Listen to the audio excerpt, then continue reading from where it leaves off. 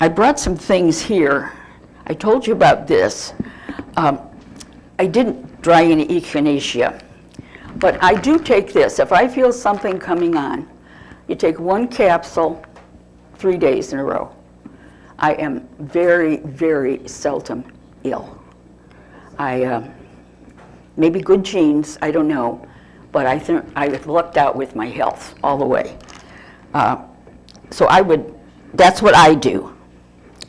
Now this is a mountain mint, and this was grown down more in the Appalachian area, but it's, of course, mint is good for our digestion. It soothes the tummy. It helps relieve digestive upsets. And you'd probably make a tea or an infusion out of this. Of course, when they came here too, a lot of them were having to spin their own wool, and this is ironweed, and you use this to tint wool or linen fiber. I brought these roses in, but this is not the rose that they would use. They used a damask rose, a rugosa rose, and they're great big single blossom, and they have these marvelous giant hips at the end of the season, which you can harvest and make for a tea. And it's full of vitamin C. It's so much better for you than going out and buying a vitamin C pill. But this is some roses that I do grow in my yard, and I use those when I make wreaths and things like that. Rose water, you can make your own. You'd make that by the method of maceration, where you would soak the rose buds and the petals in water overnight. You wouldn't want to use a tincture mixture because that would draw the color out of it. So you can make your own rose water. And this was used a lot for flavoring. Don't forget, they didn't have a lot of spices to bring with them. So you made rose water, use it for cosmetic reasons. You'd also use it to flavor. Maybe if you could put a little flour and eggs together and make a little cake. But this is, you can buy rose water.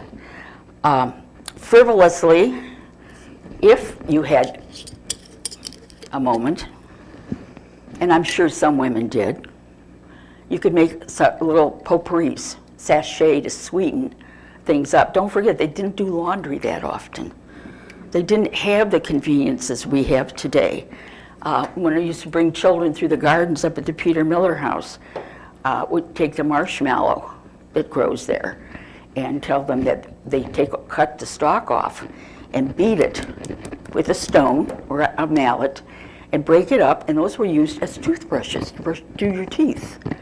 And the mucilage that's inside of that was made into confection. It's made into a candy, probably either using maple syrup, which they could tap their trees, or honey that was plentiful in the area from the bees. Now, hops,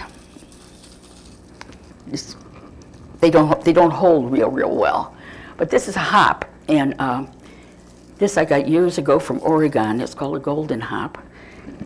And lavender make a wonderful sleep-inducing pillow.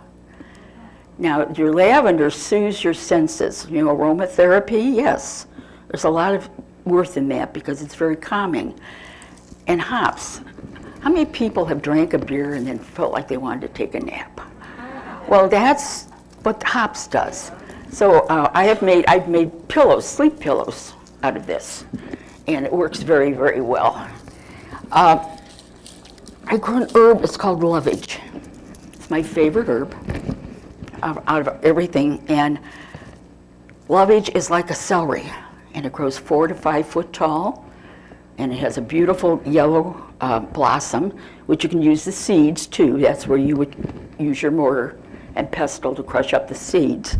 But I use just a few leaves, like when I'm making a pot of chicken soup, or I'm making a salad. You can cut those leaves up and make a salad, and you get this wonderful, tasty flavor out of this lovage plant.